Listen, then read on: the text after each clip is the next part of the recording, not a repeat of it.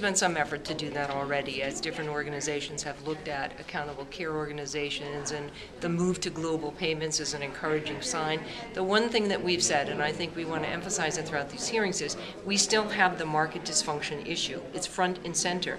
And I think that we've suggested, without specifying an exact roadmap, that if we can't address that, if the market does not adjust, in and of itself, if the providers and others involved in this don't have a way to adjust it, then I think, as the governor suggested and as the commissioner, there may have to be some temporary statutory restrictions. And I know you're thinking about examples of what those might be. Can you give us any more about where that might go? I'm not going to speculate yet, because I think part of what we want to hear through this is exactly what the governor and the legislature have in mind. It's going to be their call in that respect. Right. The Division of Insurance is going to play an appropriate role. I think it's really important that we hear from the providers and the insurance companies about what they expect would work. And before we have a prescription for this particular diagnosis, I think getting through the hearings is really important before we provide the whatever is going to be the resolution of it. Right. I mean, the governor mentioned making explicit, giving the Department of Insurance the right to veto premium rate increases if the deals are unfair. I mean, do you think that's enough? I think that's one way to start to look at it, because you can then look at the factors that would be measured in terms of what we're trying to accomplish. And again, I think we have a lot more information at the conclusion of these hearings. So that's certainly one avenue that might be a way to start to address that market distortion. Okay, go ahead. Given the findings in the report that suggest global payments haven't consistently lowered cost, and sort of the red flags you've raised about whether or not it would incentivize avoiding high-risk patients, why is moving towards global payments not a big mistake? Or I think it's important to understand that eventually we think global payments has to be part of this solution. That the findings around the need to have a primary care team, for instance, managing care, both for cost, efficiency, and quality, is crucial. The best way to do that would be through a global payment solution. Our concern, however, has been that unless we deal with that market dysfunction, we're coming in with some solutions that will just bake in that kind of market distortion. And when you look at our findings for places that have used global payments for 5 years, it hasn't brought costs down in and of itself. And it can if we have all these other pieces in place. You know, we look at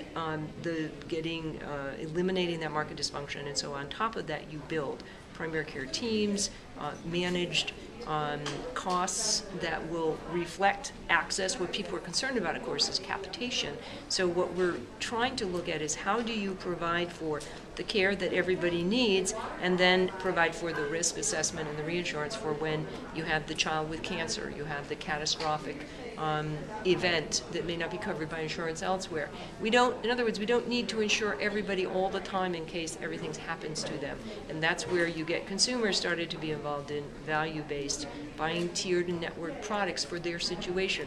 The single male or female needs a different plan than the large family. And we haven't really put any stress on the individual consumer and or the employer, who's often the purchaser of the product, to make those decisions so that people are getting the coverage they need, and in the event of a catastrophe, accidental or disease, they're still going to get the care they need. But every single child doesn't need to be insured for the eventuality that that child, might develop leukemia. Do you fear with these tiered plans that there'll be an income divide as well, where I want everything, all the bells and whistles, but a lower income family may be getting, less care at the cheaper hospital simply because they're lower income? I mean, do you feel that the income disparity will be furthered by these tiered products? Well, not necessarily, because the hope would be that you'd get consumers purchasing the coverage they need, but with access to the catastrophic, the reinsurance.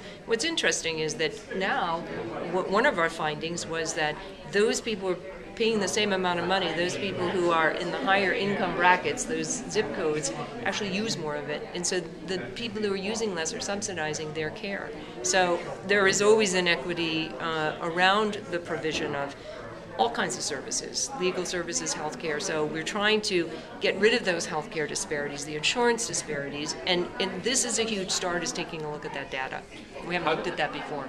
How do you encourage patients to make those value-based decisions? Like, why would I go to South Shore Hospital and not drive 30 minutes to go to the prestigious Mass General and get my care there, which has been shown to be much more expensive? And interestingly, not necessarily an improvement. Right. And so there has to be a cost tied to the value involved. In other words, if you are in a plan that includes everything, that plan's going to be higher because there's higher reimbursement rates for Mass General. Now, if the idea were that, look, I'm going to get better care at Mass General, consumers would make that decision, presumably, But the study, both last year and this year, shows you are not necessarily, because of the reputation and the branding, for Operation A and Operation B, and two, you're going to get, the same outcome. And so some of this is consumer education about what is the value you're getting, what is the cost involved, and as the cost of premiums and co-payments for individual consumers go up, consumers will get more educated about what they need to purchase for their needs, for the quality and access that they want. And I think it's important to stress, because people are very concerned that they won't get good quality health care.